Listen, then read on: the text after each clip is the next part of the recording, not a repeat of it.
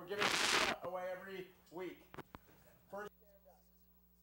Rose, I got to ask the question first. Be aggressive. What's the name of the director of the show? First, stand up and speak. Laura Hodel.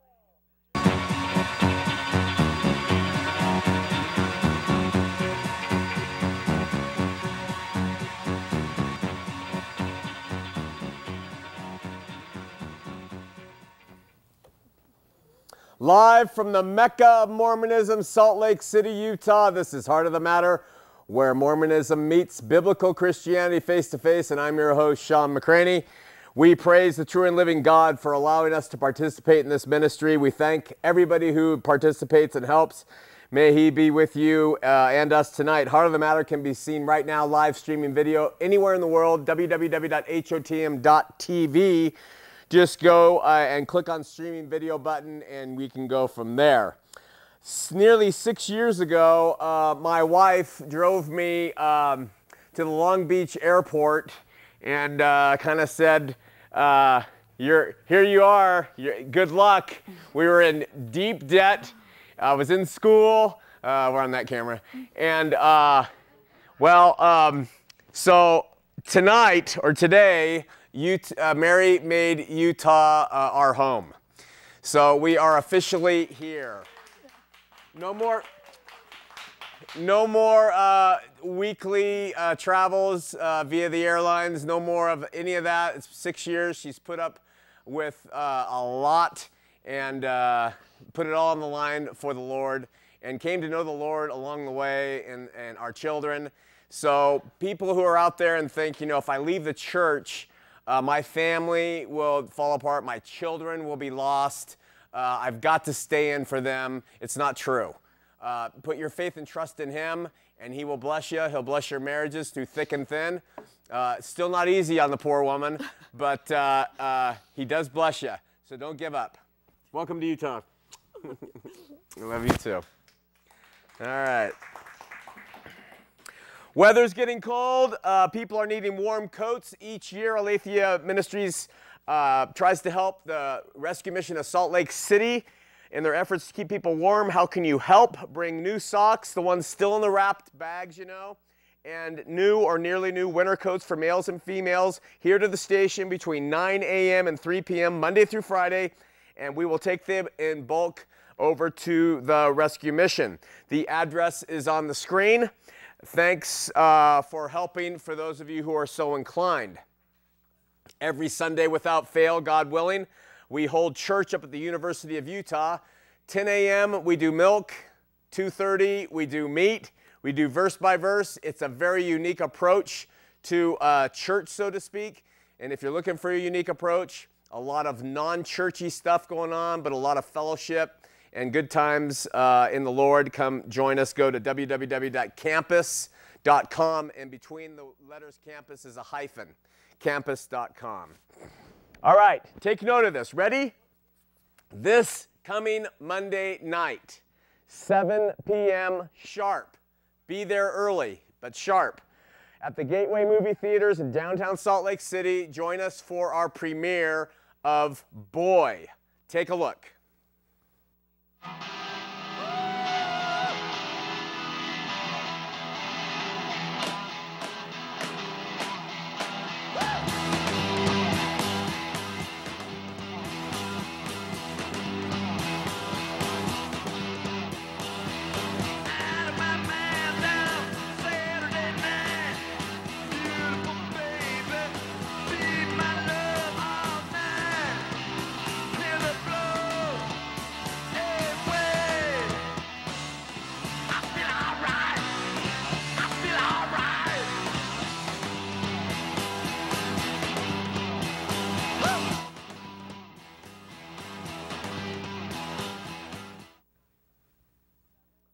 Boy is a follow-up to the short film Girl, which we aired this time last year. It's had a profound effect on people. It's even screened in New York City, different places around here. Calvary Chapel, Salt Lake City screened it. Other groups have screened it. It's affected young girls and guys and even adults. Seriously, Boy is the follow-up. Girl was the the presentation of what the girl experienced through premarital relationships, and now we're going to see what the boy's perspective was. So join us, gather up your teens, a free premiere on Monday night, December 5th, 7 p.m., the Gateway Theaters. Hey, would you like to be an audience member? We often get people who don't realize that you can be in the audience. The studio audience, they're a very good-looking group tonight, and they're all here, and you show up by about 7:30 if you can to the studio, and we can put the address of the station on the screen for you. And you just come in, it's free, and there's no screening other than signing your name in. Every now and then we do a brief pat down if you look suspicious, just kidding. You just come and watch. Now, we would love to have you come anytime you want, but we especially invite you to come on Tuesday night, December 27th. Why? Because that's our 300th show. We celebrated 200 a while ago. 300 is coming around the corner in the next few weeks. December 27th.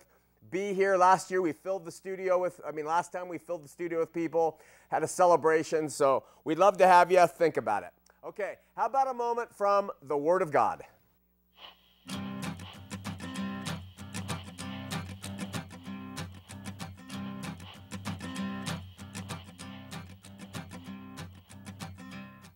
We're working through the Gospel of John, and all we do is we just are casually scanning for passages that relate to the Mormon Christian debate. Tonight, we look at John chapter 1, verse 17. Here, John the Baptist says something very plainly. He says, "For the law was given by Moses, but grace and truth came by Jesus Christ." And forget it. Now, you think this would be a pretty easy statement to understand, wouldn't you? For the law came by Moses, but grace and truth came by Jesus Christ. But in the LDS perspective, it's not so simple. Let's talk about this for a minute. Moses received the law from God, and through him it was given to the Jews. This law, however excellent in and of itself, was little in comparison to the gospel or the good news. You see, the law, as it proceeded from the holiness of God, was intended, this was the purpose of the law, according to like Romans 3:28, the law was intended to convict every single person of sin. That was the purpose of the law. And it was a law of rigor and condemnation and even death. The law was also full of types and figures, and it was, people were incapable of living under it, and especially of expiating sin by trying to obey it. It couldn't remove sin. To embrace it or attempt to live it was going to be a life of frustration, condemnation, guilt, and failure. Nobody ever measured up to God under the law, but this, remember, is why God gave it. He gave you his standard of holiness, and he said, this is my standard of holiness. You try to live it, and you just keep failing and failing and failing and failing. What it does is it brings you to the good news of Jesus Christ. See, yes, the law was given by Moses, but notice that John the Beloved, not John the Baptist wrote this, but John the Beloved, when he said, but, however, nevertheless, grace and truth came by Jesus Christ. The law by Moses, certainly, but grace and truth by Jesus Christ. And this grace and truth was in total opposition to the condemnation that the law produced. This is why Paul wrote in Romans 8:1, "There is therefore now no condemnation to them which are in Christ Jesus, who walk not after the flesh, but after the Spirit." You see, Jesus came and he obeyed that law perfectly, and nobody else has ever been able to obey it. And he was not condemned by it, but we are. Now, in this new covenant of grace and truth, we believe on him who obeyed that law. And we put our faith and trust in him who did what we could not do. We don't look to the law, which is impossible for us to, or any aspect of the law, to try to follow. We look to him who totally fulfilled the law, and we totally put our faith and trust in him who did it for us, and by that we are saved by grace through faith, you see.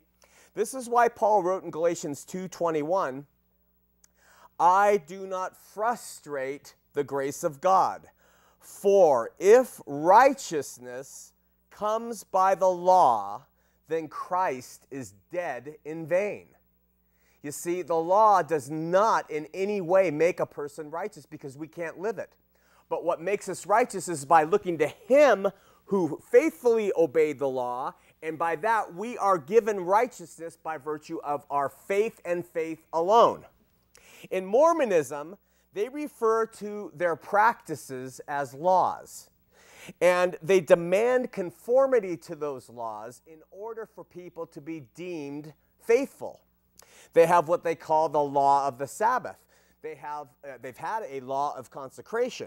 They have a law of health, referred to as their word of wisdom. They have something called the law of tithing. I mean, that's what it's called, the law of tithing. They even go so far in one of their articles of faith to say, we believe that through the atonement of Jesus Christ, all mankind may be saved by grace? No, by obedience to the laws and ordinances of the good news. So it's a total amalgamation of Old Testament, New Testament, all this stuff, but the New Testament is clear. You can't mix them. Grace is grace. Law is law. There's no commingling of the two. All of these things stand in total and complete opposition to the grace and truth which comes by Jesus Christ. And every time a Mormon believes they are somehow pleasing God by obedience to what they call the laws and ordinances of the gospel, they're actually frustrating the grace and truth that God has for all those who believe. With that, let's have a word of prayer. Father in heaven, we seek you and need you. Help those who are seeking for truth that their eyes may be open. Help our audience members, wherever they may be, our volunteers, our staff, everybody who is seeking to walk with you, Lord, and seeking to find you. In Jesus' name, amen. All right, last week we presented a quote from Martin Harris, who I suggested was a mark that the Smith family and the Whitmer families chose to con out of money in order to get him to publish Joseph Smith's Book of Mormon. When Harris went to visit Joseph Smith, and Joseph told him that he had seen him through the Urim and Thummim as the man who was going to help bring forth this Book of Mormon, this is what Harris said, quote, "If this is the devil's work, Joseph, I will have nothing to do with it. But if it is the Lord's, you can have all the money necessary to bring it," meaning the Book of Mormon, "forth to the world," end quote. We really don't know what Joseph did to convince Harris that the work was of the Lord and not of the devil, but we might consider the idea that Joseph at this point began to draw heavily on the themes of a book called View of the Hebrews and the messages it contained to sway a somewhat reticent Harris. Let me give you an example of why I think this is the case. In the book, View of the Hebrews, Pastor Ethan Smith, no relation to Joseph, and who was the pastor of Oliver Cowdery's family in Vermont, he stated that one of the main purposes of the View of the Hebrews book was designed for, quote, hastening the progress of the millennial glory. In other words, to bring forth the millennium. And it was going to happen by reaching those Native American Indians who came from Israel, bringing them the gospel, and by doing that, that was going to bring about the millennial glory of Jesus Christ. This was the major theme in the View of the Hebrews, again, to bring about millennial glory. After Martin Harris met with Joseph Smith, like we talked about last week, regarding these golden plates, he then made a visit to a Christian reverend's home who had the name of John Clark. It appears that Harris visited Reverend Clark to kind of bounce off the the things Joseph had told him and see what Reverend Clark's reactions would be to these tales, kind of to work as like a sounding board for Harris to see if what Joseph was saying was true. Well, on this visit, Harris explained that the Golden Bible would, quote, from the mouth of Reverend John Clark, speedily bring on the glorious millennium, end quote. The very same theme that is found in View of the Hebrews. Now, it's really, really important to understand. We don't see this so much today in the LDS, but when Mormonism started all the way through Joseph's life, the millennial glory, the imminent return of Jesus, the LDS being the light and salt of the earth so that Jesus can recome and establish his kingdom, was a fervor. They were zealously millennialists in their thinking. They are going to prepare and develop this kingdom to which Jesus will come and he will receive. So this fire motivated many zealous Mormon people to give their all to usher him back to earth. That fire kind of died when Joseph died, etc. But Joseph was the one who stoked the fires of, hey, he's coming, he's coming. It was really popular at that time of his life, as evidenced by the theme of View of the Hebrews. Okay, so in explaining that the Golden Bible's purpose to Reverend John Clark, Harris included that the book would have the ability to bring forth this expected millennial return, a major topic taken right out of that book. This may be one justification that the Martin Harris believed that the Book of Mormon was worthy of investment. But there's another major motivator pushing Harris. There's a saying that says, you can't cheat an honest man. I believe this statement completely. What it means is an honest man is not going to fall for scams and promises of big returns or stories of gold buried out in the hills, because an honest man won't fall for foolish speculations and promises of great returns on his money. Why? How come? Well, honest men aren't motivated by greed. They're honest men. They don't yearn for immediate gains, and therefore they reject promises that are shady from con men. Honest men are not going to be taken in by vainglory, so to speak. In the movie The Sting, Robert Redford, when they're about to pull the whole sting off on their mark, he's sitting there and he's very nervous about what they're about to do. It's the night before. And Paul Newman says, hey, what's wrong? What are you so worried about? And he said, I don't know, I'm just a little jittery. And Paul Newman says something to the effect of, what are you worried about? We had him 25 years ago when he decided he was going to be somebody in his life. You see, honest men don't go out to be somebody in their life. If it happens, it happens. But men of vainglory do, and they are perfect marks for being conned. When Harris made his visit to the Reverend's house after meeting with Joseph Smith, this is what the Reverend had to say about what Joseph had told him. The whole thing appeared to me so ludicrous and puerile that I could not refrain from telling Mr. Harris that I believed it a mere hoax got up to practice upon his credulity or an artifice to extort from him money. For I had already in the course of the conversation learned that he had advanced some $25 to Joe Smith as a sort of premium for sharing with him the glories and profits from this new revelation. For at this time his mind, meaning Harris's mind, seemed to be quite intent upon the pecuniary advantage, that means the monetary advantage, that would arise from the possession of plates of solid gold, as upon the spiritual light it would diffuse over the world. That's from John Clark's Gleanings. Harris's own wife reported that on one occasion she told her husband he'd better get out of the company of the Smiths as their religion was false, to which Harris replied, if you'd leave me alone, I could make money by it. While in an argument with his wife, a neighbor claimed that she was an ear and eye witness to the fact that Harris said to her when she was nagging him, quote, what if it is a lie? If you will let me alone, I will make money of it. In light of all this, then, I would add that where Harris was certainly the chosen mark for the clans Smith and Whitmer, he himself, like the marks in Ocean 11 and like the mark in the sting, was not an honest man and therefore totally susceptible to this con. So, having obtained the plates now and an apparent financier, Joseph prepared to translate.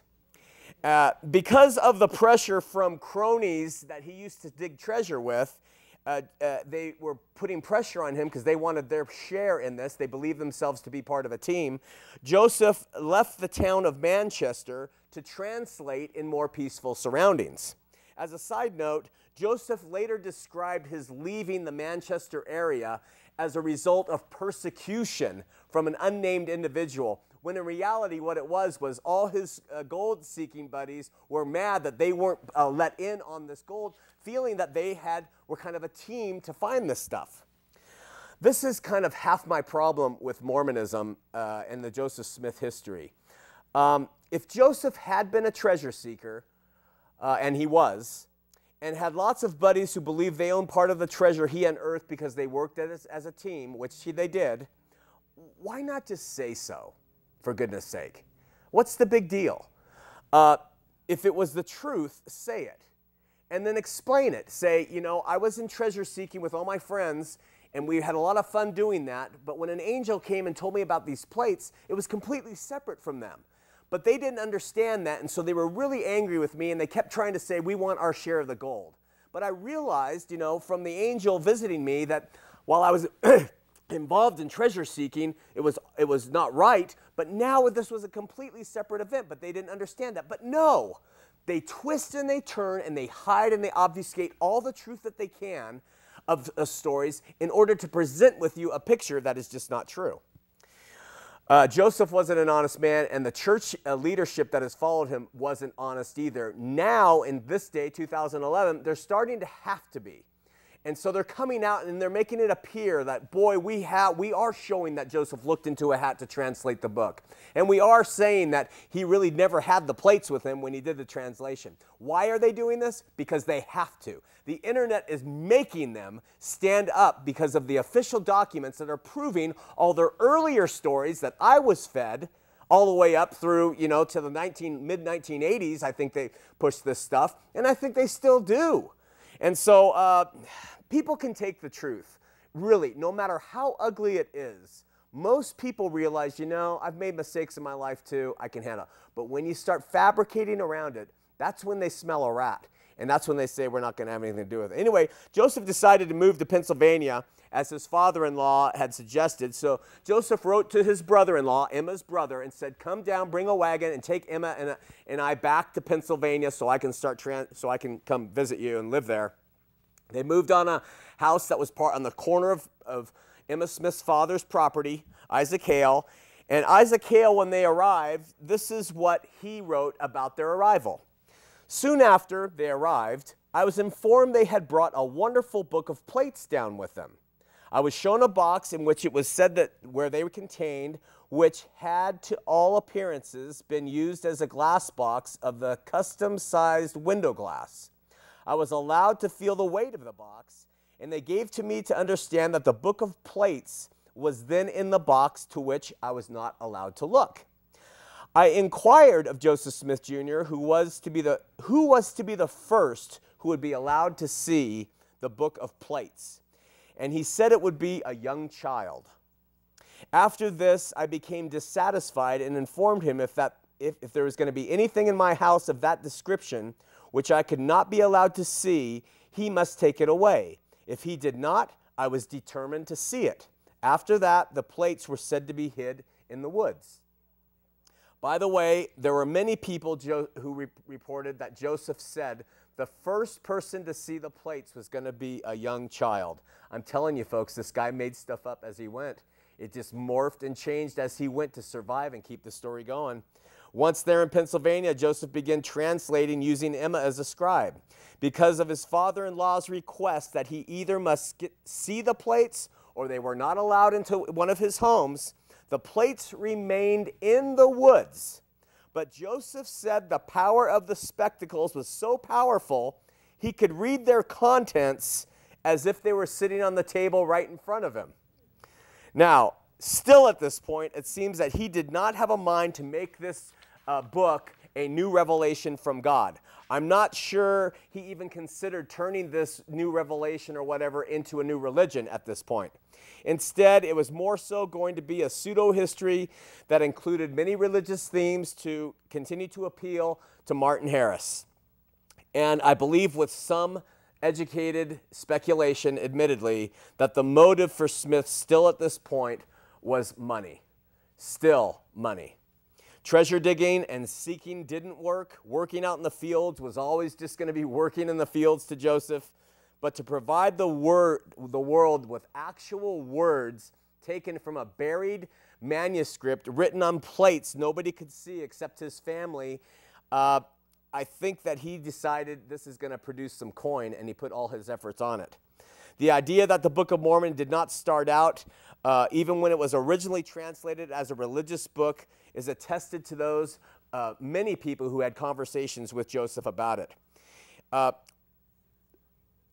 Let me just say this. Joseph Smith's father, well before the Book of Mormon came out, said the same thing we are about to read from some people who talked to Joseph about what the book was about. Joseph Knight, a member of the LDS Church and friend of Joseph Smith, he also told the same story that we're about to read from two witnesses that say Joseph told them this about the purpose of the Book of Mormon. And in this case, Emma Smith had two cousins. Their name was Joseph and Hiel Lewis. This is what they said. They said Joseph told them by a dream he was informed that there was such a place in a certain hill in an iron box where some gold engravings with some gold plates with curious engravings, which he must get and translate and write a book. That the plates were to be kept concealed from every human being for a certain time, some 2 or 3 years, that he came to that place and dug till he came to a stone that was covered by a box, and he was knocked down.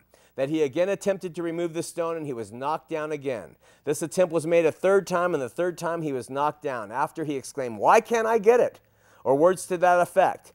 And then he saw a man standing over the spot, which to him appeared like a Spaniard, having a long white beard over his breast, about to hear. And it says Smith put his hand about the mid of his stomach. And his throat was cut from ear to ear, and blood streaming down, who told him that he could not get the plates alone, and another person whom he, Smith, would know at first sight must come with him, and then he would get the plates. And when Smith saw Miss Emma Hale, he knew that she was the person. These cousins of Emma Hale concluded that Joseph said this, or these cousins concluded this. In all his narrative, or this narrative, there is not one word about visions of God or of angels or heavenly revelations. All this information was about that dream and that bleeding ghost. That story perfectly fits well with Joseph's dabblings in the occult and the magic practices and treasure seeking and special days of the year and all that stuff. The angel story didn't come until later, as we pointed out before. Okay, so in February of 1828, Martin Harris thought it was important to travel and see Joseph Smith out in Pennsylvania, who was working on the book. We don't know why he did this, but it seems he felt himself a partner now, and he wanted to see how things were coming along. During that visit, Martin Harris was given a piece of paper by Joseph, and on that, Joseph wrote out some characters, and he called those characters, he took them straight, supposedly, from the golden plates, and he called those characters Reformed Egyptian. Now, I want to make one observation here before we go to the phones. Where would Joseph get a word like reformed? I would suggest that since Martin Luther ignited the Protestant Reformation back in the 14th century, back in the 15th century, 16th century, the term was popular and was used in many ways by Christians in and around Joseph's life. So being a great synthesizer of information, Joseph took the term reformed and he applied it to a word that people knew little about, Egyptian. And he ran it up the flagpole to see if people would buy into it. See, scholars understood Hebrew, and they understood Greek at that time, and they understood Aramaic, but Egyptian was not known. It was a mystery language, and it was up until they discovered the Rosetta Stone. So Smith probably felt like he would be safe pulling out a title of the language called Reformed Egyptian and saying that the language was written on that. It didn't exist then. It still doesn't exist. Nobody has ever found it. But what really makes no sense at all about him calling it that is to believe that devout Hebrew men of Hebrew ancestry and origin would write the things of God in a language of a people for whom they had tremendous disdain. It was the Egyptians who put the Jews in bondage, remember? And the Egyptians were pagans, remember? And the sacred language is very important to the Jews. And to think that they would adopt anything from the Egyptians is like thinking that a black freedom fighter like Eldridge Cleaver or Malcolm X would put on a white pointy hat to promote their thing. I mean, they're just so contrary. No Jew would ever bring in the Egyptian language and write God's holy writ in that language, Reformed or not.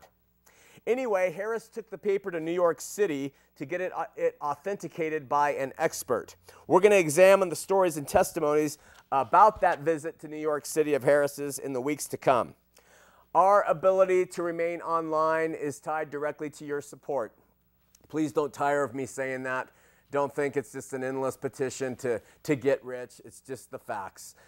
So we're going to open up the phone lines, 801-973-TV20, 801-973-8820. In the meantime, prayerfully consider what this says, and we'll go from there.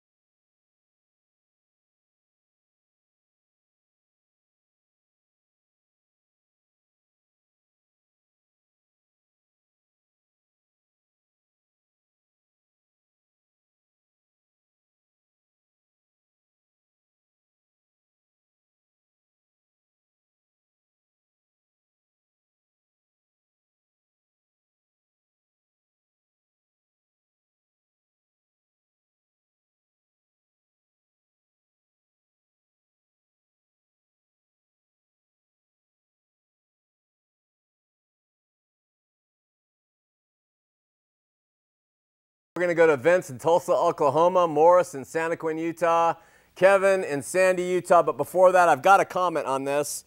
A good friend, Danny, he showed me the church news. Someone sent this to him at his house. He's still a member, not off. And this is it. And this is all about the witnesses. We're going to talk about that in weeks to come. But inside, there's a story here, and it's about the prophet, the humble, non-materialistic, Jesus is the only way prophet of the LDS church here, having a graven image made of himself. And it's really interesting. It talks about how he sat so kindly, and as they measured his face and got all the dimensions down. And, you know, I didn't read anything about Jesus in here. All I read about was Thomas Monson and his great life, and how they can't wait to take this bust of him and put it in the conference center so he can join what they call the Hall of Prophets, and all of them having their their likeness carved in images so the LDS can walk through and say, oh, wasn't he a wonderful prophet? Wasn't he a man of the Lord? Look at that graven image of him. I'll never forget that graven image that is now embedded upon my mind. It's funny, you know, the third commandment is thou shalt make no graven image. Not of man, not of a bird, not of this, not of that. And yet, these guys, prophets, they call themselves Could you imagine John the Baptist sitting for them to measure his face and stuff while they make a bust of his head? He lost his head. I mean, he would be like, I'm sorry, he'd be like, get the heck out of my face, you freaking scummy human being males of ego. He would be so, and he'd say exactly that. He would be so in their case, and he would not have any, and Isaiah, and Jesus said John was the greatest of the prophets. Could you imagine John the Baptist, a real prophet, sitting there so that his image could be looked at upon with people with admiration? And yet every day I meet people. I sat on a guy on a plane the other day. He said, you know, I said, what makes Mormonism, what is it about it that brings more to it than I have as a Christian? We have a living prophet. He is such a good man. I mean, the man, he was a great guy, really nice. I mean, that was his testimony to me. We have a great man. Oh, I don't know how you guys do it. I don't know how you do it. Do you know who the living God is? Do you realize how seriously he takes his relationship with people? And you are sitting there and thinking of this image as something that is worthy and good and uplifting? Holy crud. Okay, so let's go to, first we're going to go to Morris in Santa Quinn. He's LDS. Morris, you're on Heart of the Matter. Morris? Maurice? Morris? Morris. Okay, we're going to hang up on Morris, and we're going to go to Vince in Tulsa, Oklahoma. Vince, you're on Heart of the Matter. Hey, Shawn. Hey. I have a question for you, and I'm really sorry I may not have good term on this, but my sister-in-law is Mormon and her brother-in-law, and we've kind of been hanging out with them a lot lately, and we were talking about something, and they referred, it was kind of regarding inner healing, but they were talking about something like dealing with the old self or the old man of some sort. Do you know anything about that? Well, you know, the Book of Mormon, being a fairly good fake of Christian religious scripture, talks about the inward man. It talks about spiritual rebirth, because that's what Joseph was tied to, was all that, and the Christian revivals. And so they could have taken that from the Book of Mormon, because it is a theme taught in there. Unfortunately, it's totally counterintuitive to their idea that children are born innocent. So if children are born innocent, what's the need to be born again? So excuse me, because you know, I always thought that they weren't into original sin and everything, and no. That kind of throws me a loop right there. You know? No, we believe that all mankind will be punished for their own sins and not for Adam's transgression. It always makes me wonder why people die, but in any case, they do believe that children are born innocent, that we are automatically children of Heavenly Father. So that doctrine and that teaching, which is emphasized far more than spiritual rebirth in the Mormon Church, but they could be referring to something in the Book of Mormon. And they also read the Bible, and they'll read words of Paul, so they'll bring up the new man, and they'll talk about the natural man being an enemy to God. They use that language. The problem is, what is the method by which a person changes? Their method is moral rectitude and striving and white-knuckling it through and turning your will over to the church, to the bishop, and letting God help you, but it's not rebirth. They don't believe that their innate nature needs that full regenerative rebirth, and that's the problem. Does that help? I think it kind of helps. What am I lacking in, Morris? I guess, is it something that they really think is important? Is it something they even talk about very often? I mean, Vince? No, it's not. That was one of the things that led me to write the book Born Again Mormon, and why we focused on spiritual rebirth, because it's not taught. And Jesus, making it an imperative, says you must be born again. And if you ask a Latter-day Saint, hey, are you born again? They'll say, well, they'll say, I am, some of them, or they'll say, well, I'm trying to be, or they'll say, I am born again every day. Every day is a new choice. They miss the whole biblical meaning of rebirth. And that's one of the problems with it. If you give me 2 minutes, let me give you a reason how they miss it. You ready? Sure. Adam, God said when you partake of the fruit, you're going to die. And he ate of the fruit, but he lived to be 930 years old. And God said, in this day you will surely die. How did Adam die? Adam was body, soul, and spirit. When he ate of the fruit and disobeyed God, he died spiritually. And he spiritually was dead immediately. He died that day. In that day you shall surely die. And he died spiritually. And all his progeny was born spiritually dead, operating only by their body and their souls now. And that's how all human beings are born into this world, through Adam and Eve. Okay?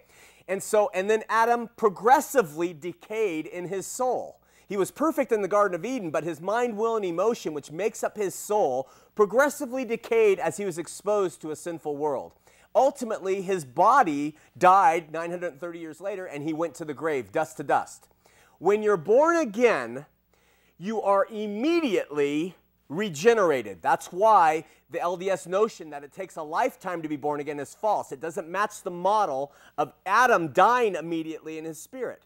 When you are reborn, you immediately are born again in your spirit and given new life.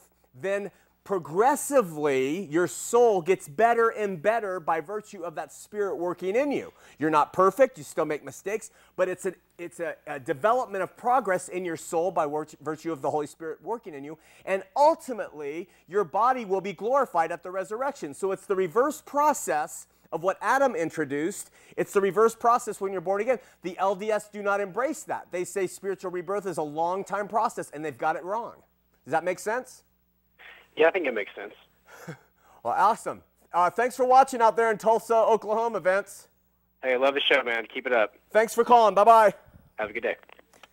Okay, you're going to think this is really straining at a gnat, but People Magazine has this nice layout, Mitt Romney, and I'm not speaking against Mitt Romney as a candidate. I can't do that. But Mitt Romney, I'm speaking about Mitt Romney and Mormonism. It shows him holding a plate of cookies about to go into the oven. Very homey. And it does all these things and it talks about Mitt Romney. Now, my problem has always been, if there's a Mormon, whoever it is, in office, is that Mormonism will win and Mormonism will take place. And I think every candidate will do this. John F. Kennedy probably touted some things that were Catholic. But a Mormon president, whoever it would be, I'm not saying it would be Romney, but whoever a Mormon president would be, they will tout Mormonism. How do I know this? There's little hints. Here's one. They asked Romney, hey, what's on your iPod? He says, well, when I work out, he says, I've got the Beatles, I've got the Eagles, I've got Roy Orbison, and I've got some other band that is very kind of that style, right? And so you understand what he's listening to, and he says, and I have the Killers. Now, a lot of you older viewers aren't going to know who the Killers are. But the Killers are a very popular band right now that appeal to youth. And the Killers are led by a frontman named Brandon Flowers. And Brandon Flowers is a Mormon. And he stands out for Mormonism as the leader of the Killers. And so he says, Roy Orbison, the Eagles, taking it easy. And then the Killers, and the music genre is totally opposite of all the other bands. Why does Romney choose to mention the Killers in this article? Because they're led by a Mormon frontman. Now you're going to think you're crazy. I am not crazy. The Mormon agenda is going to continue on ad nauseum through this world. And we're just feeding it when we think that we can put a Mormon into office and not have it just kind of drench all of society. And here's this one small little example. And I could be wrong. He might be a Killers fan, but I doubt it. All right? Okay, let's go to Lori in Spanish Fork, Utah. Lori, you're on Heart of the Matter. Lori? We're having trouble with line 2. It's not coming through. Lori, call us back on another line. All right? Hold on 1 second. Mormonism A to Z. It's a fantastic resource, 649 pages of information. We have given you a pre-sale offer for this book, $30 regularly, plus shipping. We won't charge you shipping. It's $30 flat to Aletheia Ministries. The offer ends December 1st. After that, it's going to go to the bookstores and on our website, $34.95 plus shipping and handling, all that stuff. And also, a book is going to come with a living endorsement by a jackass who wrote it. So that's a benefit. Orders taken by going to www.hotm.tv. You can also write us, and I guess they're going to put that on the screen as to where to write us if you want to order the book. It's got to be postmarked by December 1st. Anything thereafter, we're not going to be able to honor that with this pre-sale offer. Okay, let's go to Kevin and Sandy. Kevin, Sandy, Utah, you're on Heart of the Matter. Oh, you got to turn down your TV, Kevin. It's going to take him a minute. They said Lori. Kevin. He said Lori. Well, you're on the air, Kevin. Okay. Hello? Turn down your TV, Kevin. It's down. All right, you're on the air. It's not down. Hi, Shawn. Hi. Are you there? It's a time delay, Kevin. You've got to turn that TV all the way down or you're going to get confused. It's all the way down. I can hear it. Okay. Shawn, my name is Kevin. Yes. I was married for 32 years. I was in the LDS marriage, and I was in the LDS religion, and the church was used as a weapon against me because of a lot of different things, because my wife would go to the bishop and tell her things about like that, oh, he's using caffeine pills, so he's bad. So I would always be amazed when I would go to like the priesthood meetings, and they'd have lessons on the word of wisdom, and they would try to talk about the difference between hot caffeine and cold caffeine. And I never understood that. Yeah, good point. So is that your point? Well, that's one of them, but it was after 32 years I got divorced. I've left the church because it's the biggest fraud ever. Yeah. And I've never, ever understood why until I started to read it. Like I read God Makers, yeah, and I started to understand a lot of the things that happened that really didn't happen. Huh. Yeah, there's a lot of information online. UTLM is a great source too. But here's the thing, Kevin. What are you doing now? It is such a travesty to see guys like you who can see through what's going on, but you walk. But what if you walk too? Well, I found your program for one thing. Dennis and Jeannie Glassborn showed me your program, and so I've been watching your program. And now I just look to a God who loves me and who accepts me, and that I can turn to, and that is not judgmental. Awesome. That's good. Jeannie and Dennis will keep pointing in a good way. Keep listening to what they tell you about the Lord. And it's really great you've come out, Kevin, and your testimony. I pray other people will hear you. Do you have any insider advice before we hang up that you could say to a listening audience all over the world about you've left it, and what does that mean? What it means is if I was in the LDS faith, I would not just accept what they tell you. I would look into it and find out. You know, I was always under the impression that the only wife that Joseph Smith had was Emma, but all you have to do is Google it. You'll find out how many wives he really did have and why he didn't marry them. And so I would just say, don't just take their word for it. You need to find out for yourself. All right. That's a great challenge. Really appreciate it, Kevin. God bless. All right. Thank you. Okay, bye-bye.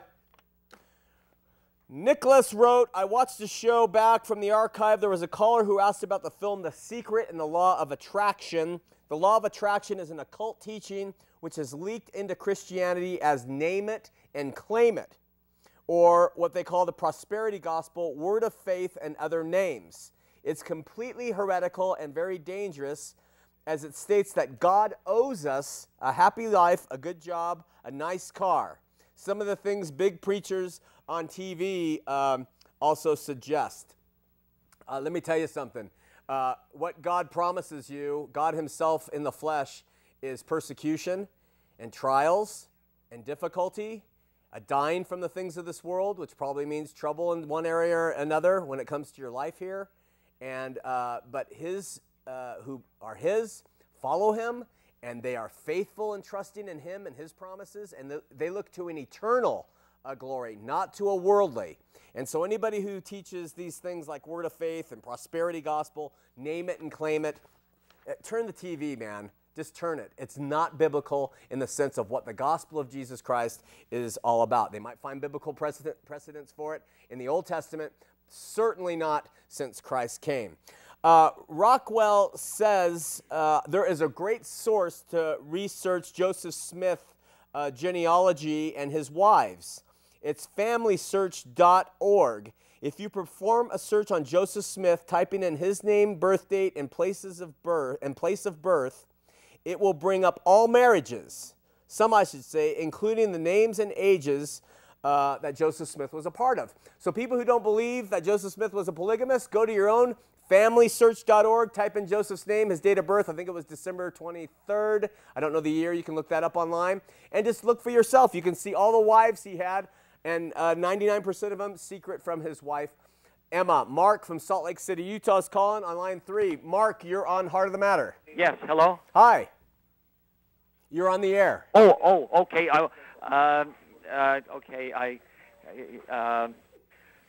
You know, when you always talk about grace and that the law isn't important, what I want to say is that that grace allows the believer to, yes, we'll fall and we'll never live it perfectly, but in the Old Testament, God, Psalms 103 says, He will look on us and understand that we were made of dirt. Yeah. But the point that I want to bring out is that Christians who are hello? I'm here. Christians who are, Jude, the letter of Jude completely speaks of grace. But the person who is following that grace must be living a sanctified and a holy life. Okay, right there, you're dead. Wrong. No, you're wrong. What about second? No, you can't say must. You cannot say must. You cannot say must. Because I'm going to tell you something. You are not living a sanctified life. Well, no. Right now, you're getting angry at me for calling you on this. Your blood pressure is going up. I'm not. My blood pressure's not going up. Okay, but you cannot put a must. You cannot put a must. You can put a will. Sure. No, wait. You can put a will. You can say true Christians will love and they will have faith. They will, must. What's that? That's. It's a huge difference. It's a huge difference. Because in the churches, a pastor who teaches must puts everybody there under law. And it is, you might think it's not significant. What you're trying to do is once these people have begun in the spirit, you are trying to perfect them in the flesh. No. Daniel, Psalms, great stuff. But in the gospel of Jesus Christ, it is grace. A prayer inside of Daniel chapter. No, I don't want to hear the prayer in Daniel. I'm just talking about the gospel of Jesus Christ as taught by Paul throughout the New Testament. Fine. Listen, I am all for. No, you're not. You're going to read it anyway? You're gone. Listen, I am all for living a life that is devoid of as much sin as God gives to you the strength to overcome. I am not antinomian in the sense of do what you will. I've never met a true Christian who wants to sin. I meet Christians who fail. I meet Christians who have struggles, but they have guilt and they have consciousness and they go to God and they say, Abba, Father, help me with these problems. I've never met a true Christian that says, it's okay to do what I want. So, but don't bring people under musts. It's wrong in terms of Pauline epistles and everything in context. It's just look at the context, okay? All right. Are you doing? Yes, I am. Really quickly before we go to Lori in Spanish Fork, a Mormon president, $25 minimum donation, www.hotm.tv. You can get this, and it's great, but we're not going to show the clip for it. But hotm.tv, and you can pick up a video that looks like this. Okay, let's go to Lori in Spanish Fork. First-time caller. Lori, you are on Heart of the Matter. Hi there, Shawn. Thanks for taking my call. You're I welcome. have 3 questions for you tonight. Yes, be quick. You got 3 minutes. Okay. My first question is I was reading a book, Sidney Rigdon, Portrait of Religious Success, where there was a reference made to that Joseph Smith, after writing the Book of Mormon, took it to Canada to sell the copyright. Yeah. Is that true? Is my first question. Okay, Second stop. question I can't remember the question. So the first one is, Joseph himself didn't go. He received a revelation from God sending others to go and told them that they would find financing in Canada for the book, and it was a false prophecy, which makes him a false prophet. Second question. Okay, got that. My second question is, well then, by selling that copyright, obviously there was going to be some kind of benefit financially. Who stood to gain from the sale of the copyright? Who owned the copyright? Joseph Smith? Yeah. Mrs.? Joseph Smith owned the copyright. He was the author and proprietor in the first edition, stamped on the title page. And had they sold that, and he was willing to sell the Word of God, by the way, the copyright, to get money. We're going to cover that later. He would have benefited monetarily and probably paid back some of the money that was loaned to him. Okay, well then my last question is it true that the first edition of the Book of Mormon says that it was written or authored by Joseph Smith, whereas the consecutive editions all state that it was translated by Joseph Smith? That's absolutely true. Okay, well you answered my questions. Thanks so much for taking my call. Hey, great questions, Lori. Thank you. Oh, bye. Bye. Okay, listen, some important reminders. Invitations. First Sundays, we hold our version of church. We think it's pretty solid. We teach the Word. We sing together. We grab food. We fellowship. We learn.